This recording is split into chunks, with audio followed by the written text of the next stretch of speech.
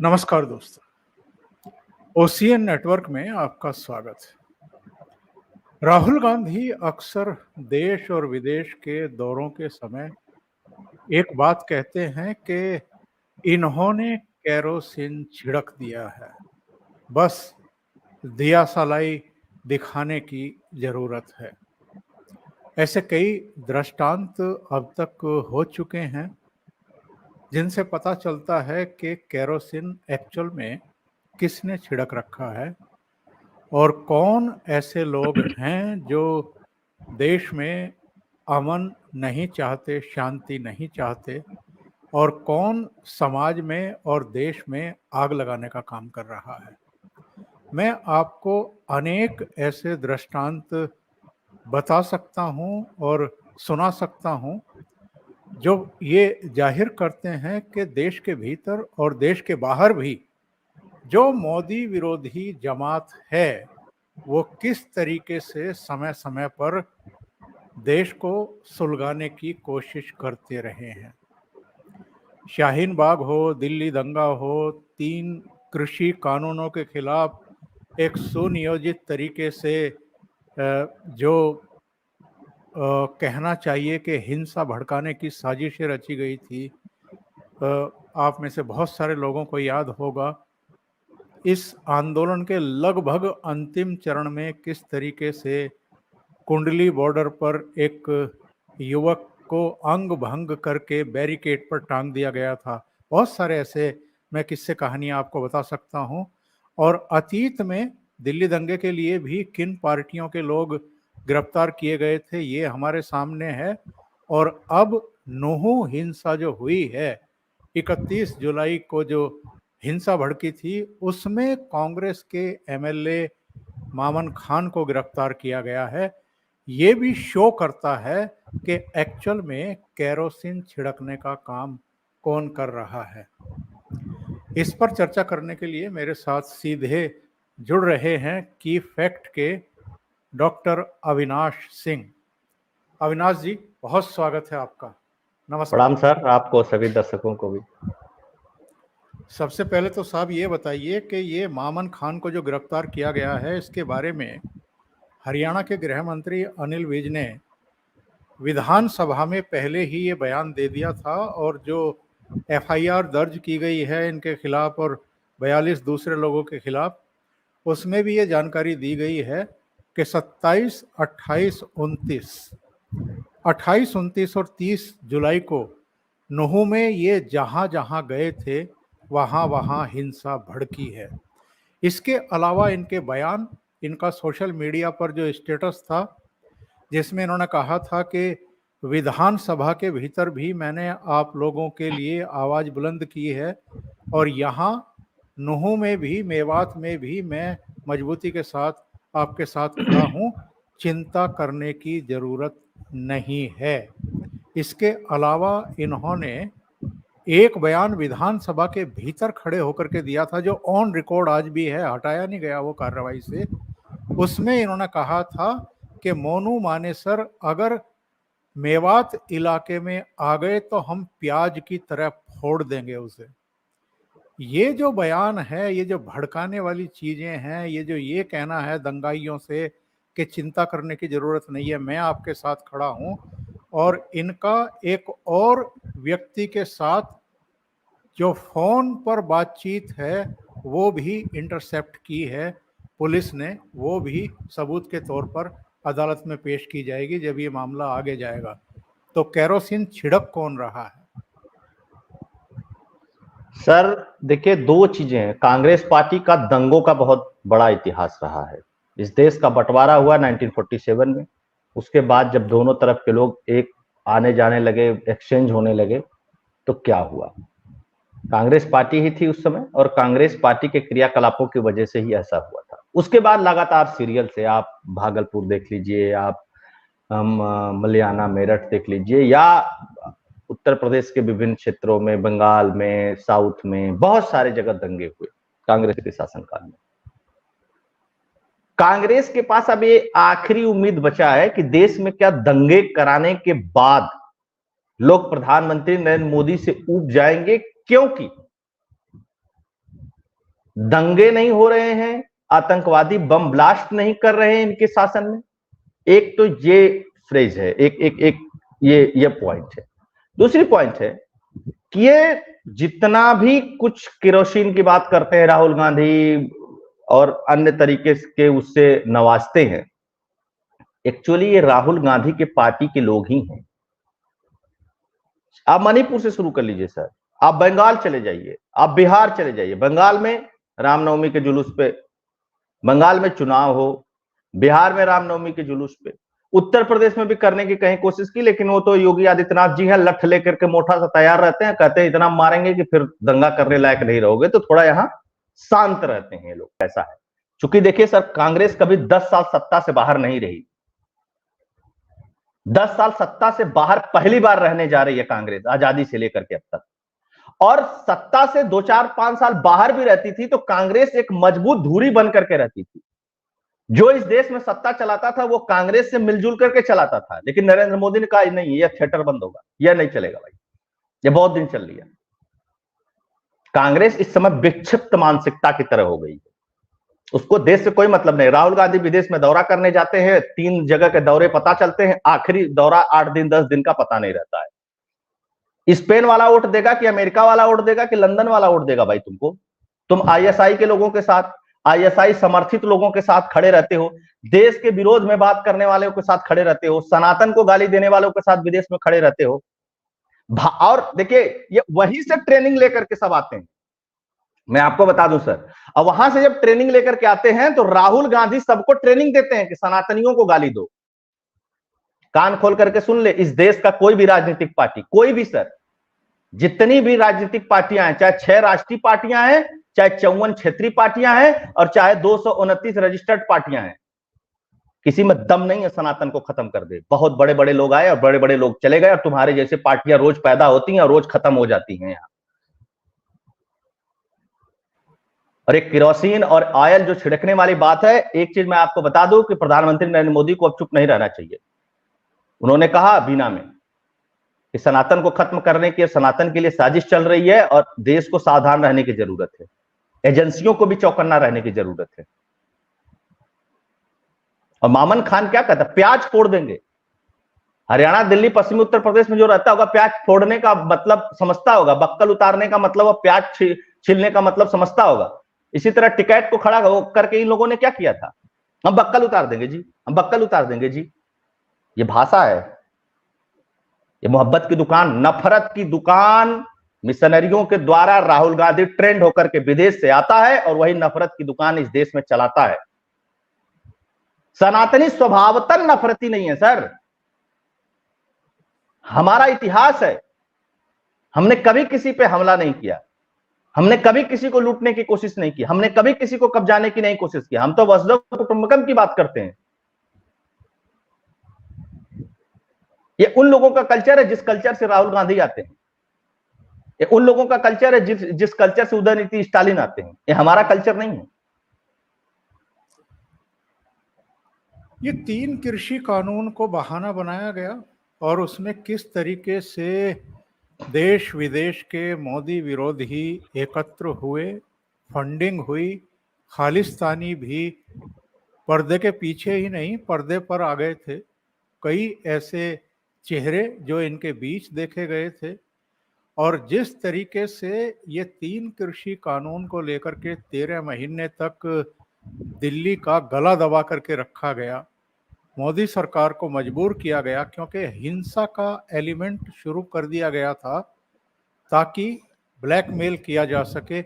और उस समय प्रधानमंत्री मोदी को भी लगा कि छोड़ देते हैं, अभी ऐसा ना हो कि ये लोग पंजाब को सुलगा दें, और जो खालिस्तानी एलिमेंट इस समय हमें कनाडा में भी दिखाई दे रहा है और कनाडा की सरकार भी इनके साथ दिखाई दे रही है, एक बहुत बड़ा कहना चाहिए गैंग बन गया है अविनाश जी। कनाडा में, चीन में, यूके में, यूएस में, देश के भीतर भी इनका एक नेक्सस है। इनको लगता है कि 2024 आर या पार।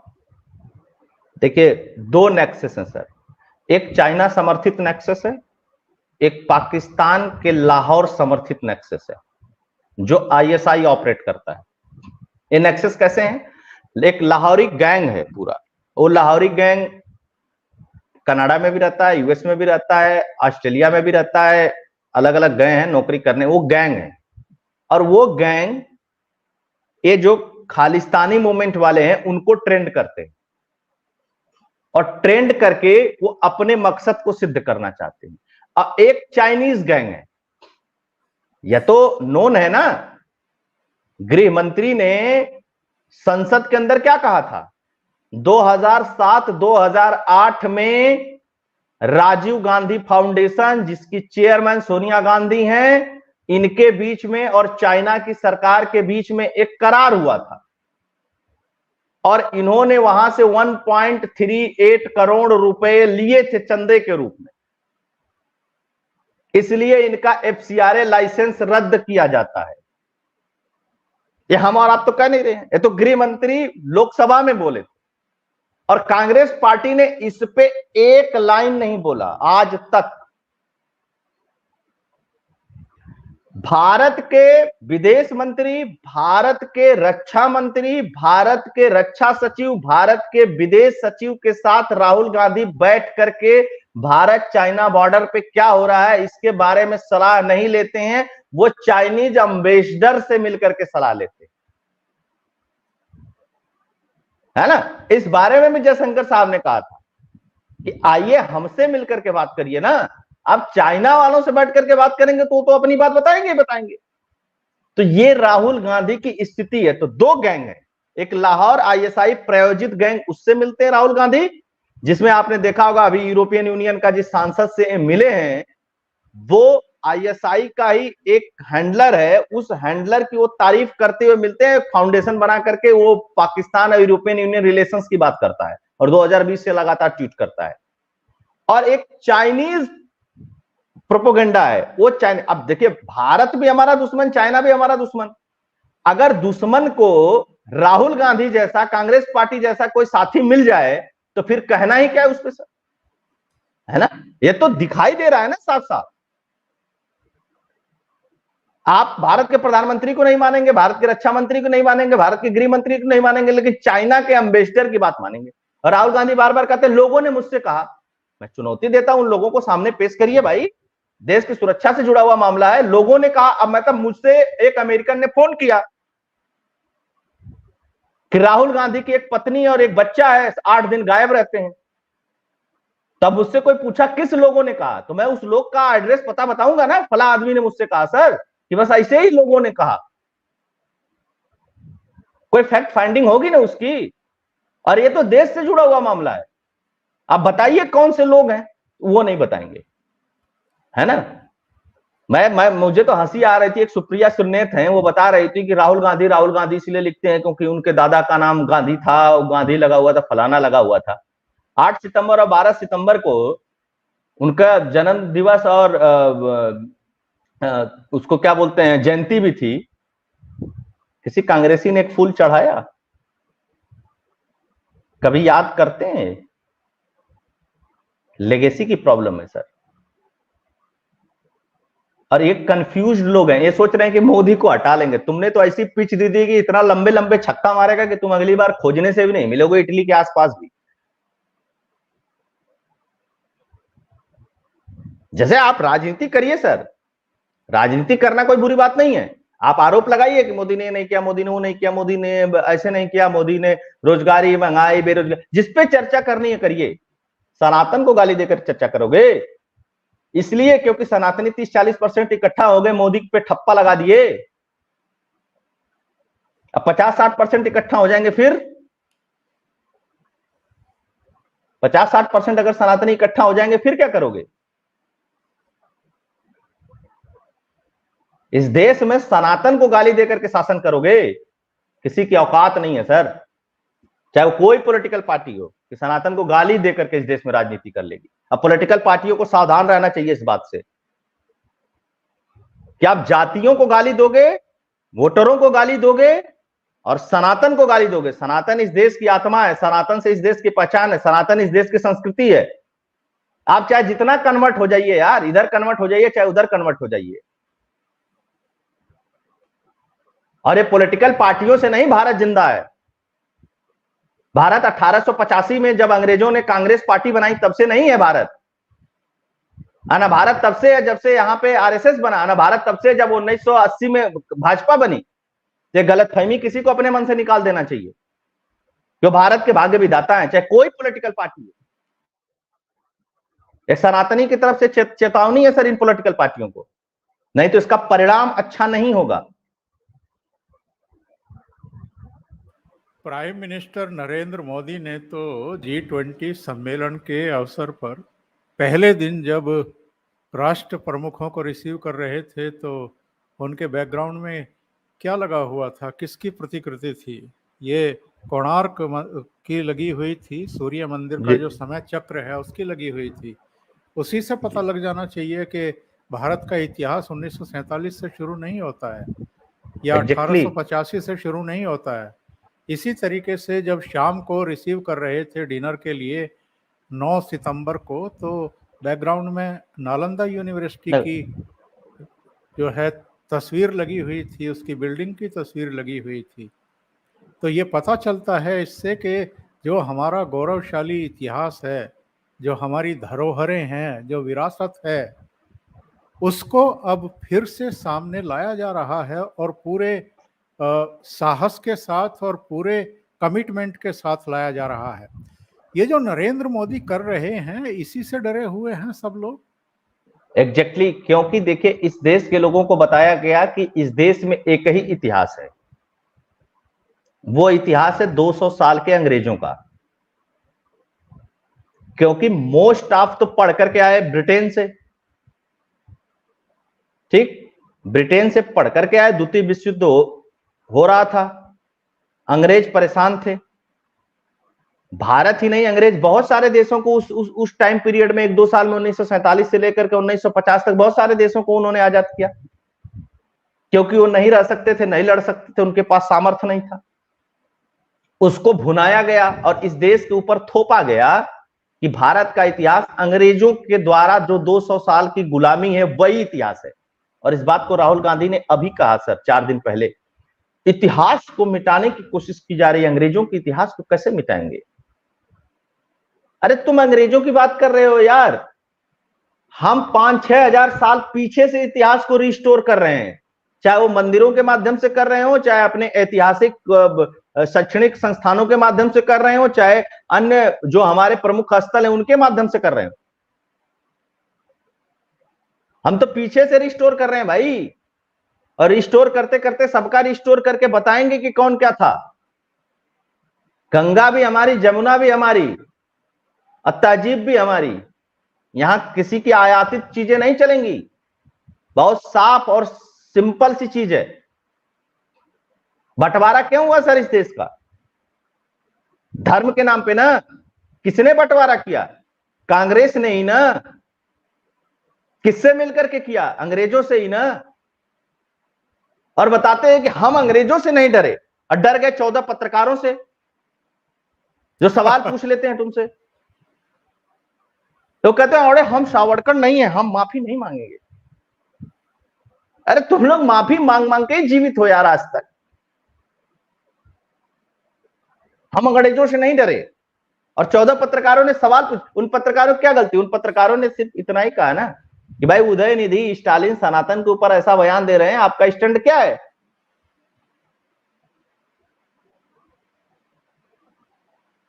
तो जो चाइना फंडेड मीडिया है भारत में सर, वो जानते होंगे आप, एक मीडिया का तो केस भी खुला हुआ है, ईडी जांच कर रही है, दिल्ली हाई कोर्ट में उनका मामला भी है।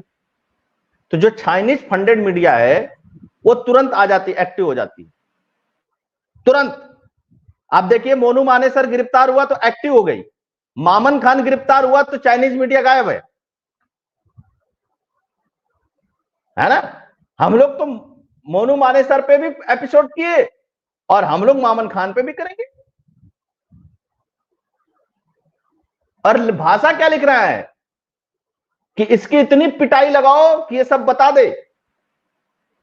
एक नोटिस अगर पहुंच जाए ना इनके पास तो फिर देखो ये कैसे रोते हैं सब, जैसे लगते हैं इनका घर द्वार घर बार छीन गया।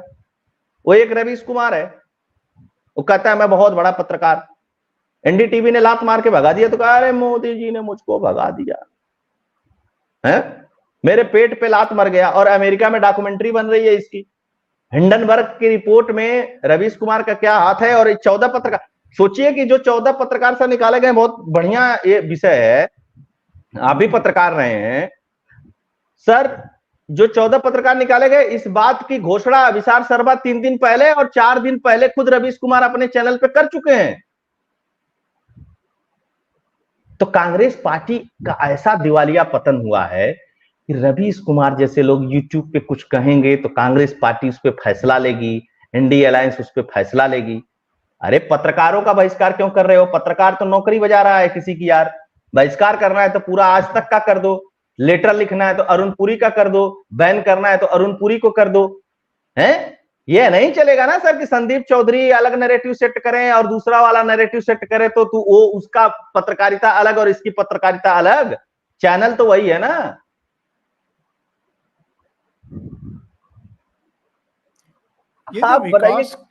ये जो विकास के काम हो रहे हैं, ये जो नई पार्लियामेंट बनी है, ये जो G20 से एक पूरी दुनिया में संदेश गया है, अभी जो ग्लोबल रेटिंग आई है उसमें फिर नरेंद्र मोदी ही पूरी दुनिया में, पूरी दुनिया मतलब 22 अलग अलग देशों के राष्ट्र प्रमुखों के साथ नरेंद्र मोदी का भी आकलन किया गया था। उसमें 76% की अप्रूवल रेटिंग के साथ टॉप पर हैं नरेंद्र मोदी।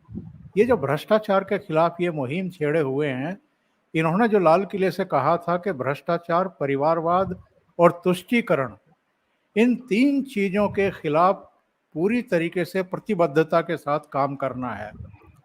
ये सब चीजें हैं जो इनको बेचैन कर रही हैं। बिल्कुल, आप देखिए ना, सब पार्टियां इकट्ठा होकर के सुप्रीम कोर्ट चली गई कि भैया ये बार बार नियुक्त कर दे रहे हैं ईडी डायरेक्टर को मिश्रा जी के। सुप्रीम कोर्ट कह रहा नहीं नहीं इसको हटाइए आप। सरकार फिर गई नहीं नहीं इसको रखना जरूरी है। और कल 15 सितंबर को शाम को नोटिफिकेशन आया और जो नया ईडी डायरेक्टर आए हैं, एडिशनल ईडी डायरेक्टर, परमानेंट नहीं है वो एडिशनल है, मैं आपको बता रहा हूं सर, यह व्यक्ति मिश्रा जी से भी खतरनाक साबित होगा। इनके बारे में बहुत कम जानते हैं कांग्रेसी। ये फिर चिट्ठी लेकर के जाएंगे सुप्रीम कोर्ट। क्या प्रॉब्लम है? सरकार की अपनी एग्जीक्यूशन पॉलिसी है, एक अधिकारी नियुक्त कर रखा है, कोई मास की बात नहीं है। अगर वो अधिकारी बेहतर काम कर रहा है तो इतने लोगों को दर्द क्यों? जानते क्यों? इनको लगता है कि ये अधिकारी अगर हट गया ना तो हमारी गर्दन भाई सब बच जाएगी। प्रशांत भूषण, रणदीप सुरजेवाला, महुआ मित्रा, पता नहीं कौन कौन पहुंच गए, जी साहब इनको हटाओ। सरकार बिगड़ गई। और जो ईडी के डायरेक्टर कल रिटायर हुए हैं ना सर, इनको और डिपार्टमेंट देने वाली है। ईडी जितनी भी हमारी अलग अलग जांच एजेंसियां हैं अब सबको क्लब कर रहे हैं मोदी जी। ईडी सीबीआई को क्लब कर रहे हैं क्योंकि दोनों की जरूरत पड़ती है। जैसे तीनों सेनाओं को क्लब कर करके एक स्टाफ नियुक्त किया गया, सीडीएस जी, सीडीएस।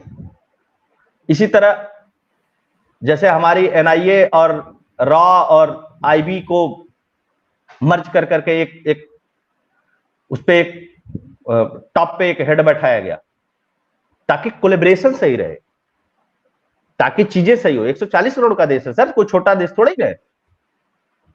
इससे ये डरे हुए हैं। पहले क्या होता था, पॉलिटिकल पार्टियों में समझौता होता था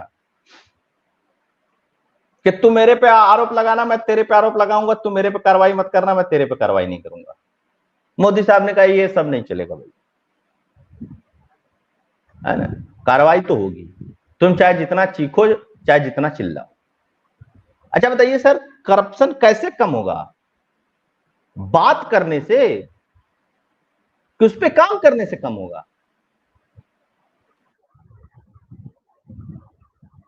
और आपको मैं बता रहा हूं सर, भारत मंडपम की चर्चा हो रही थी ना, विश्व का सबसे बड़ा एक मंच तैयार किया गया, एक बिल्डिंग तैयार की गई, एक सभागार तैयार किया गया है जहां पे मीटिंग्स और इस तरीके की चीजें, इस तरीके की फैसिलिटी।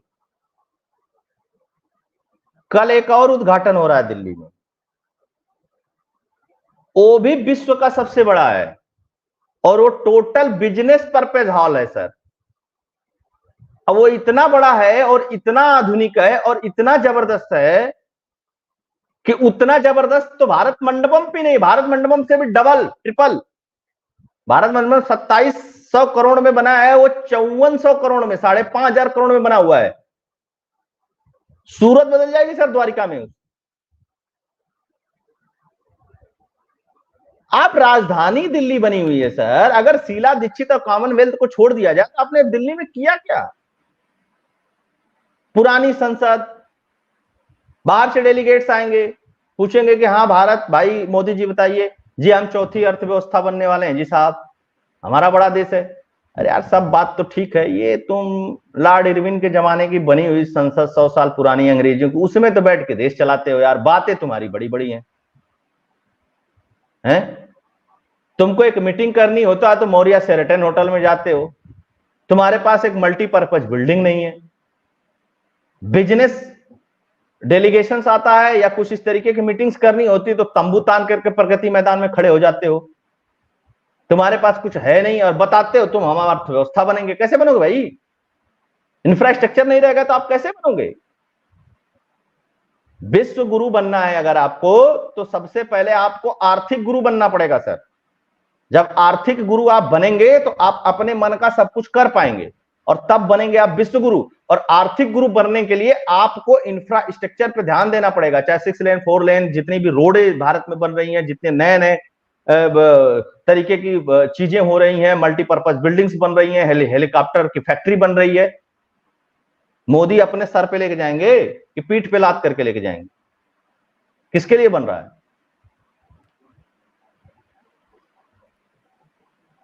पार्लियामेंट में अविश्वास प्रस्ताव लाया जाता है, राहुल गांधी भाषण देते हैं, इस देश के प्रधानमंत्री को देशद्रोही करार देते हैं। इसके अलावा ये कहते हैं कि मणिपुर में इन्होंने भारत माता की हत्या कर दी। इनके जो संसदीय दल के नेता हैं लोकसभा में, अधीर रंजन चौधरी, वो कहते हैं कि अंधा राजा बैठा हुआ है जिसके सामने द्रौपदी का चीर हरण हो रहा है। जब 15 अगस्त को प्रधानमंत्री राष्ट्र को संबोधित करते हैं तो मल्लिकार्जुन खड़गे की सीट वहां खाली रहती है, जाते नहीं है। जब मीडिया पूछता है तो कहते हैं कि मेरी आंख में दर्द था। पर 24 अकबर रोड तो जाते हैं कांग्रेस ऑफिस में झंडा फहराने के लिए, और वो लाल किला नहीं जाते। ये पहली बार हुआ कि विपक्ष का कोई नेता या विपक्ष की पार्टी का कोई नेता लाल किला ना गया हो प्रधानमंत्री का भाषण सुनने के लिए। और इनको परेशानी इस बात से होती है कि G20 के डिनर में हमें नहीं बुलाया गया। आप सोचिए सर, G20 के डिनर का एक प्रोटोकॉल था। प्रतिनिधित्व कौन करता है? जनता का। जनता का प्रतिनिधित्व किसी पॉलिटिकल पार्टी का राष्ट्रीय अध्यक्ष नहीं करता है। जनता का प्रतिनिधित्व करता है प्रधानमंत्री और जनता का प्रतिनिधित्व करता है मुख्यमंत्री, जनता का प्रतिनिधित्व करता है गांव का मुखिया, पंचायत का प्रमुख, जनता का प्रतिनिधित्व करता है जिला पंचायत अध्यक्ष, ब्लॉक का अध्यक्ष, जनता का प्रतिनिधित्व करता है मेयर, जनता का प्रतिनिधित्व करता है नगर पालिका का अध्यक्ष। जनता का प्रतिनिधित्व किसी पार्टी का जिला अध्यक्ष नहीं करता है, ना किसी पार्टी का राष्ट्रीय अध्यक्ष करता है। और विपक्ष किसी पार्टी के राष्ट्रीय अध्यक्ष से तय नहीं होता है। पहली चीज, सारे मुख्यमंत्री बुलाए गए। इस एनडीए अलायंस का 11 राज्यों में सरकार है। बंगाल जैसे बड़े राज्य में है, बिहार में है, तमिलनाडु में है, आंध्रा में है, कर्नाटक में है, केरल में है, राजस्थान में है। ये प्रतिनिधित्व नहीं कहते हैं। खड़गे साहब किसका प्रतिनिधित्व करते हैं? ये बोल रहे थे 60% जनता के विपक्ष को नहीं बुलाया गया, तो नीतीश कुमार किसका प्रतिनिधित्व करते हैं सर? स्टालिन, ममता बनर्जी, अरविंद केजरीवाल, भगवंत मान। ये जो 1.5 होशियार है ना कांग्रेसी, ये 1.5 होशियार के वजह से ही ये स्थिति में पहुंच गए हैं, और कोई कारण नहीं है। बुलाया गया, जब आपको बुलाया जाता है तब आप आते नहीं हो, और जब नहीं बुलाया जाता है तो कहते हो कि हमको बुलाया नहीं गया। रीजन जानते हैं सर क्या है? मनमोहन सिंह के 10 साल की सरकार में ना, जब भी कोई अंतर्राष्ट्रीय डेलीगेट आता था या किसी देश का राष्ट्राध्यक्ष आता था, तो मनमोहन सिंह अपनी 2-4-10 मिनट आधे घंटे की मीटिंग अधिकारियों के साथ करने के बाद वो सोनिया गांधी के घर पे जाता था। मनमोहन सिंह जी फाइल लेकर के बगल में खड़े रहते थे, सोनिया गांधी चौड़े से सोफे पे बैठकर, बहुत सारी तस्वीरें और वीडियो बातें करती थी। ये वाला कल्चर मोदी जी ने बंद कर दिया। ना ना ना भैया, तुम क्यों मिलोगी अकेले, हु आर यू। अच्छा, सोनिया गांधी एक सांसद है, राहुल गांधी एक सांसद है, खड़गे साहब राष्ट्रीय अध्यक्ष हैं। तुम लाल किले पे झंडा फहराने नहीं जाते हो प्रोटोकॉल की वजह से कि प्रोटोकॉल लगा होगा तो हम वहां से निकल नहीं पाएंगे। तो जहां 29 देश के राष्ट्राध्यक्ष हैं, खुद प्रधानमंत्री है, G20 जैसी समिट हो रही है, तो प्रोटोकॉल तो वहां पे भी होगा ना भाई, तो तुम कैसे निकल पाओगे उस प्रोटोकॉल से। अच्छा, कांग्रेस बाइकआउट करती है और प्रियंका गांधी खेमे के एक मुख्यमंत्री हिमाचल के पहुंच जाते हैं पूरी सब्जी खाने G20 में, है ना सर। तो भाई ये कैसा बाइकआउट था। क्या सुखविंदर सिंह सुक्खू सोनिया गांधी की और चाहे खड़गे साहब की इज्जत नहीं करते हैं क्या। तो जनता तो कह रही है कि प्रियंका गांधी और राहुल गांधी में प्रधानमंत्री उम्मीदवार को लेकर के खींचतान चल रही है। प्रियंका गांधी ने सुक्खू कहा तुम जाओ, सुक्खू गया। बाकी जो राहुल गांधी सोनिया गांधी खेमे के लोग हैं, उन लोगों ने कहा नहीं नहीं नहीं, बताइए राजमाता नहीं बुलाई गई, हम कैसे चले जाएंगे साहब, बेइज्जती हो जाएगी हमारी। तो जबकि छत्तीसगढ़ का प्रतिनिधित्व तो कौन करता है, खड़गे करते हैं।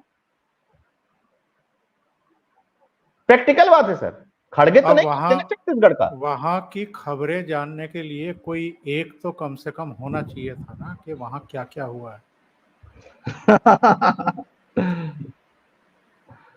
तो ये तो दो अर्थी बातें हो गई ना। आप भेजते, G20 प्रधानमंत्री का कार्यक्रम नहीं था, G20 भाजपा का कार्यक्रम नहीं था, G20 आरएसएस का कार्यक्रम नहीं था, G20 देश का कार्यक्रम था। और जो कार्यक्रम हुआ वो देश के इतिहास में दर्ज होगा। ये लिखा जाएगा सर, जनरल नॉलेज में बच्चों से पूछा जाएगा कि भारत में G20 किस सन में हुआ था, भारत ने G20 की अध्यक्षता कब की थी। उसके बाद नरेंद्र मोदी जी और अन्य बातें आएंगी ना, पहले तो भारत आएगा। इनको इतना भी ज्ञान नहीं है। अच्छा चलिए, यहां तो बात छोड़ दीजिए, G20 में नहीं बुलाया, संसद के उद्घाटन में तो बुलाया ना। शर्म नहीं आएगी जब नई संसद में संसद चलेगी तो जाके वहां बैठोगे।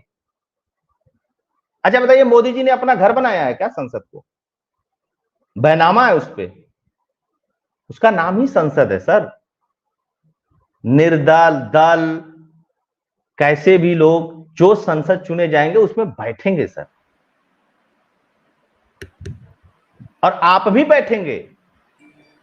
तो उद्घाटन में नहीं गए, अच्छा उद्घाटन में नहीं गए तो आपको एक बहाना भी चाहिए जनता को देने के लिए, राष्ट्रपति से कराना चाहिए। क्या है भाई, सरकार पूर्ण बहुमत से चल रही है मोदी की, लोकसभा अध्यक्ष का अपना प्रोटोकॉल है, वो तय करेगा किसको बुलाना है, कैसे बुलाना है, क्या करना है। तुम तय करोगे किसको बुलाना है। ये दिन गए, 10 जनपद से बैठ करके सोनिया गांधी तय करेंगी इस देश में क्या होगा, वह समय लद गए। और इस बात को जितना जल्दी कांग्रेस पार्टी एक्सेप्ट कर लेगी उतना उसके लिए बेनिफिशियल रहेगा, नहीं तो खत्म तो हो ही रहे हैं। बहुत बहुत धन्यवाद अविनाश जी, और सभी दर्शकों का भी बहुत धन्यवाद जो इतनी संख्या में जुटे। आप अगर ये कार्यक्रम आपने पसंद किया है, आपको अच्छा लगा है, तो आप लाइक ज़रूर करें, कमेंट करें, इस वीडियो को फॉरवर्ड करें। कंट्रीब्यूशन करना चाहते हैं तो उसके लिए भी नीचे लिंक है, आप कंट्रीब्यूट भी कर सकते हैं। अविनाश जी बहुत बहुत धन्यवाद, बहुत ही धन्यवाद सर, महत्वपूर्ण कार्य। थैंक यू प्रणाम। सो मच, नमस्कार।